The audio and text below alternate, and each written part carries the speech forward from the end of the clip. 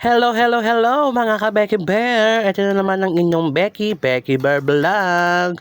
So, ito na naman tayo, panibagong araw, panibagong vlog ulit tayo.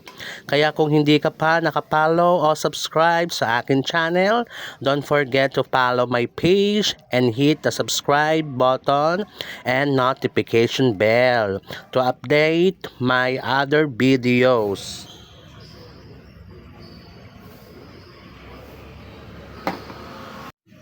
As you can see, nagluluto po ako ng panghapunan namin ngayong gabi.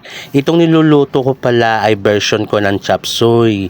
Hindi ko na i-explain yung pagluluto ng chop suey dahil karamihan naman sa atin alam yung pagluluto ng chop suey. Yun lang magkakaiba ng version. Kaya ipapakita ko na lang kung paano yung version ko ng pagluto ng chop suey.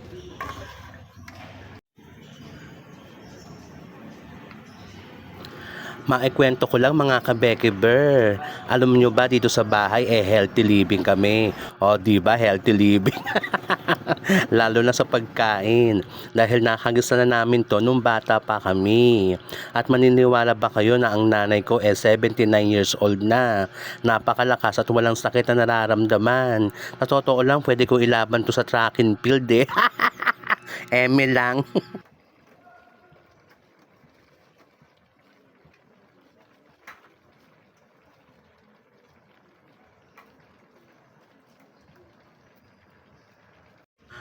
So ayan, ilalagay ko na yung huling gulay na repolyo. Kaya konting minuto na lang ito at maluluto na itong chop suey version ko.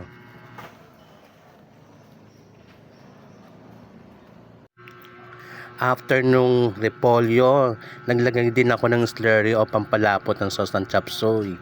Imemekos-mekos ko lang yan at luto na ang ulam natin na chop suey. Ready na ba ang tanan? Ito na ang aking chop suey version. Kaya mga ka-Becky Bear, kain tayo. Kain tayo mga ka-Becky Bear. Ang ulam namin chop suey.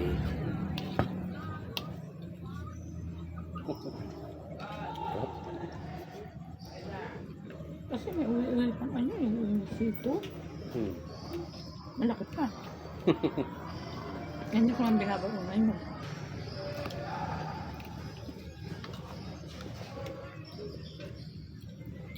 So dito yung mais.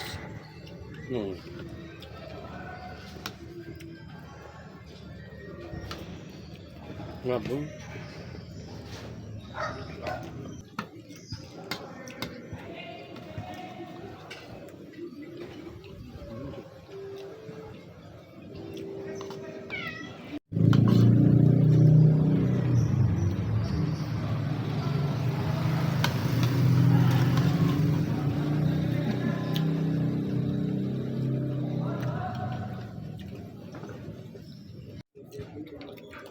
Ano naman kasama niya niya? Hindi. Carlo. Kasi na. Sila? Sila naman tatlo?